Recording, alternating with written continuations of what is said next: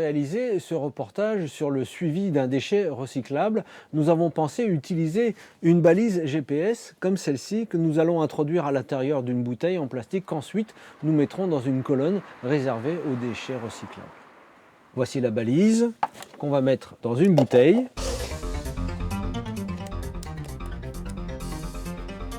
Premier trajet de notre rédaction installée au rond-point du Prado à Marseille jusqu'à la Vieille Chapelle dans les quartiers sud de Marseille. Nous avons trouvé cette colonne dans laquelle on peut mettre des emballages recyclables, dans laquelle on peut mettre notamment des emballages carton ou des bouteilles en plastique. Nous allons mettre notre bouteille en plastique et nous allons suivre son itinéraire jour après jour jusqu'à sa destination finale. La bouteille de plastique et son GPS ont passé 2 jours dans le bac de tri avant d'être enlevés.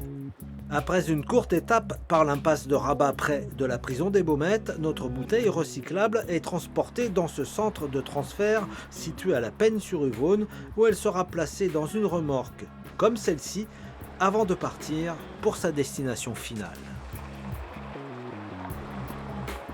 Après quelques jours de périple et 2 étapes, notre bouteille de plastique accompagnée de son GPS sont arrivées ici, dans ce centre de tri et de valorisation des déchets installé dans les quartiers nord de Marseille, plus précisément au Jas de Rhodes. Alors maintenant, nous allons voir ce qu'ils sont devenus. Dans ce hangar, le centre de tri et de revalorisation des déchets.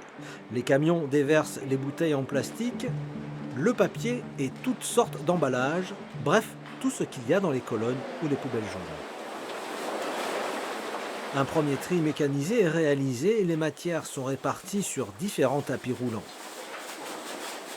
Pour finir, les agents de tri interviennent manuellement pour retirer les derniers objets indésirables. Dans la métropole Aix-Marseille-Provence, seuls 12% des déchets produits par les habitants sont triés. On est encore très loin des objectifs et on est encore loin des résultats nationaux qu'on peut trouver sur d'autres territoires que le nôtre.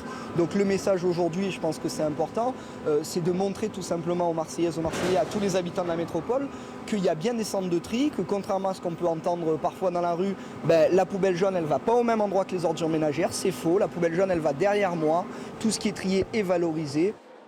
Une fois le tri sélectif effectué, les papiers sont stockés d'un côté. De l'autre, les métaux sont compactés, tout comme notre bouteille en plastique qui se trouve noyée dans ces balles parmi des centaines d'autres. Ensuite, elles sont vendues au cours en vigueur pour les matières recyclables à des sociétés spécialisées dans le recyclage des matériaux.